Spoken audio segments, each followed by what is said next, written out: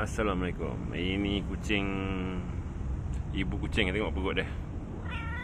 Dia marah bukan perut dia. Ini berapa ekor anak ni? Besar perut dah. Tapi ni baru lagi ni.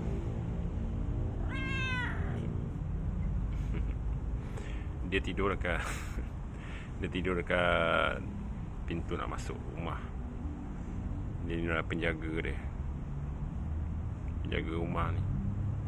So kita bagi makanan kucing kat luar. So dia duduk dekat pintu ni,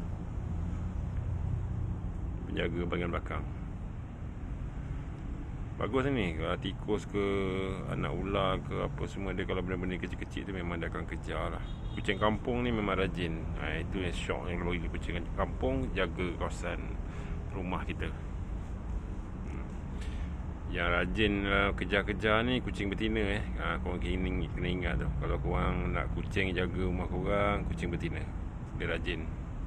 Kucing jantan makan tidur lah.